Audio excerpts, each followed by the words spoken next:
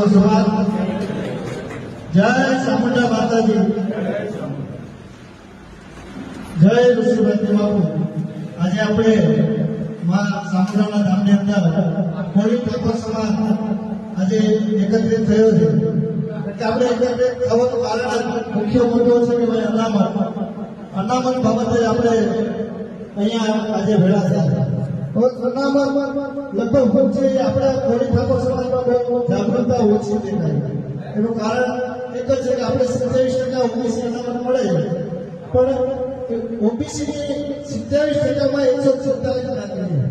એમાં 7 કે 10 જ્ઞાતિ એવી છે કે 25% અનામતનો લાભ જ્ઞાતિઓ લઈ જાય, જ્યારે કોળી ઠાકોર સમાજ અને અન્ય 50 સમાજ પાસે 2% અનામત મળે છે। આપણને અનામતનો લાભ મળતો અને આપણે નોકરીઓમાં લાભ મળતા નથી, તો આપણે શું કરવું જોઈએ? એના માટે અવારનવાર બધા રજૂઆતો કરતા હોય છે, અજમલજીભાઈ પણ કરે છે। હું 2016 થી પત્રો લખતો આવ્યો છું, એ પછી 24/10/2024 પણ મેં પત્ર લખાયો, જેના જવાબો આવ્યા છે।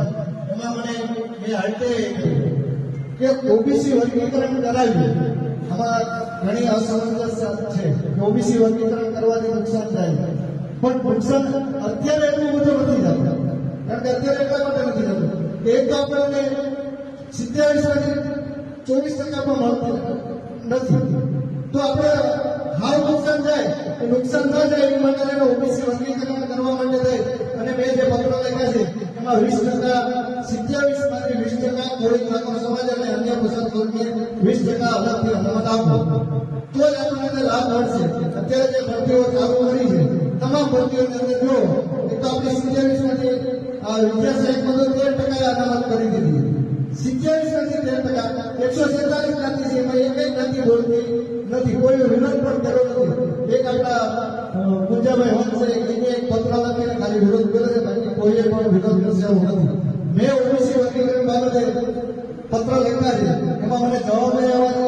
સરકાર એમાં થોડી પોઝિટિવ છે, કારણ કે એમાં જે ઠરાવ છે 19/10/2022 નો ઠરાવ કરેલો છે સરકારે સુપ્રીમ કોર્ટમાં નિર્દેશ હેઠળ, તો એમાં આપણે અન્ય પસાર જાતિઓમાં ગણી અને કમિટીની રચના કરે તો ઓબીસી વર્ગીકરણ થઈ શકે એવું, તો તાત્કાલિક લાભ મેળવવો બધાનું મળી રહેવું હશે, પછી હું 100% તાત્કાલિક સરકાર આગળ નહીં કરે, કારણ કે આપણે જોઈએ છે કે સરકાર બધાને લાંબા કરી દઈ છે, એટલે આપણને તાત્કાલિક લાભ લેવા માટે થાય। અને જે આપણું વર્ગીકરણ વાળી વાત છે એ સરકારનો 19/2022 ઠરાવ છે, એના ભાગમાં બતાવેલું કે ભાઈ એમાં અતિ પછાત વર્ગ હોય એને વર્ગીકરણ કરી શકાય, તો આપણે 20% વર્ગીકરણની માંગ કરીએ। બાકીની વાત હોય જેવી વસ્તી એ પ્રમાણેની અનામતની વાત છે, તો આપણે એ માંગ પર ચાલુ રાખીએ। હું માનું છું ત્યાં સુધી આપણે 2 ભાગ કરીએ, એક ભાગ આપણે એ બાજુ જવા દઈએ કે ભાઈ કોર્ટ ભરતરમાં જવા દઈએ, અને બીજું વર્ગીકરણ માટે જવા દઈએ કે ભાઈ વર્ગીકરણ છે પહેલો લાભ આપણે મેળવીએ, ઝડપથી લાભ મેળવવો।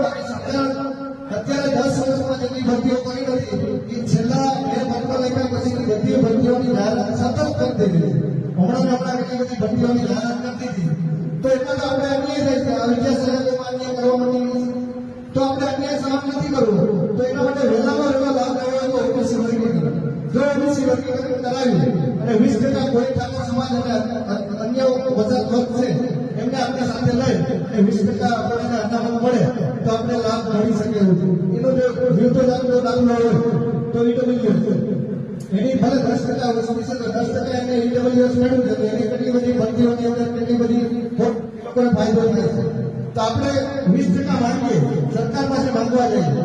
બાકીની 56% વાળી વસ્તુ છે કે ભાઈ આપણી 56% વસ્તી છે કે 56% માંગી, તો સરકારનો થોડો ક્રિટિકલ મુદ્દો બને, પણ આપણે ઓબીસી વર્ગીકરણ કરાવી અને તાત્કાલિક લાભ મેળવવા માટે થઈ અને મારા જે પત્રો છે ઓબીસી વર્ગીકરણને લઈને છે, તમામ મુદ્દાઓ લખેલા છે, રાજ્ય સરકારને તમામ રજૂઆત કરવાના છે, એના પત્રો આવી ગયેલા છે।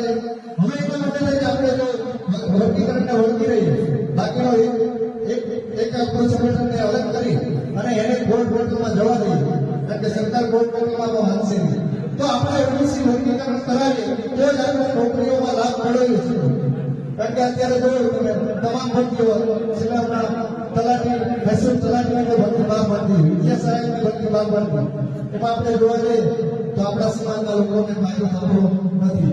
એક બીએસએફમાં અમારા ખોડીના તાલુકામાં એક જીવતો જ આપતો દાખલો કે ખોડી સમાજની દીકરી હતી મારા બાજુના ગામડાની, એને 92 મેરિટ બનતું હતું બીએસએફ, એ રહી ગઈ છે. ઈડબ્લ્યુએસ ના 71 મેરિટ બનતું હતું, ઈડન આવી ગયા છે. તો હવે તમે વિચારો કે 71 ને 92 તો આપણને કેટલો નુકસાન છે. તો તાત્કાલિક લાભ લેવા માટે થાય અને ઓબીસી વર્ગીકરણ એ કોર્ટ મેટર પર આપણે રડતી નથી. તો હું જ્યાં સુધી મારો અભિપ્રાય છે અને મારું માનવું છે કે આપણે ઓબીસી વર્ગીકરણ સરકાર પણ એમાં સહમત થશે, કારણ કે એને 19/2022 નો ઠરાવ કરેલો છે અને ઠરાવમાં બતાવ્યું છે કે અતિ પછાત વર્ગ હોય, સામાજિક અને શૈક્ષણિક રીતે અતિ પછાત હોય એનું વર્ગીકરણ કરી શકાય. તો સુપ્રીમ કોર્ટના નિર્દેશ પર ઓબીસી વર્ગીકરણ જરૂરી છે. એટલે હું આપણા બધા સંગઠનોને અને બાપુને, આપણા અધ્યક્ષ છે બાપુને વિનંતી કરું કે આપણે ઓબીસી વર્ગીકરણની પહેલી માંગ કરીએ અને ઓબીસી વર્ગીકરણ આપણે લઈ આવીએ તો ઝડપથી ફાયદો થશે. કારણ કે ઓબીસી વર્ગીકરણ કરાવશું તો આપણે જેટલી ભરતીઓ કામ થઈ છે એમાં તાત્કાલિક લાભ મેળવીશું. એટલું કઈ રૂપોશું. વંદે માતરમ. ભારત માતા કી જય. જય કોળી સમાજ. આજ રોજ ચોટીલા મુકામે મા ચામુંડાના ધામની અંદર મહામંડલેશ્વર ઋષિ ભરતી બાપુના અધ્યક્ષસ્થાને આજે કોળી અને ઠાકોર સમાજની અગત્યની મિટિંગ મળી, જેમાં મહત્વનો મુદ્દો અનામત બાબત છે. કારણ કે ઓબીસી સમાજને 27% અનામત મળે છે, પણ તેમાં પણ રાજ્ય સરકારે ઓબીસી અનામતમાં 27%માં ઘટાડો કરેલો હોવાથી અને ભરતીઓમાં, સરકારની ભરતીઓમાં કોળી સમાજ અને ઠાકોર સમાજને ખાસ કરીને બહુ અન્યાય કરતો હોય ત્યારે જે એક અગત્યની મિટિંગની અંદર એવી ચર્ચા કરવામાં આવી કે જો ઓબીસીમાં અનામતમાં કોઈ ફેરફાર નહીં કરવામાં આવે તો આગળની રણનીતિ ગાંધીનગર ખાતે ઋષિ ભરતી બાપુના અધ્યક્ષસ્થાને મહત્વની મિટિંગ કરી અને ઓબીસી અનામત બાબતે ઉગ્ર લડત કરવામાં આવશે.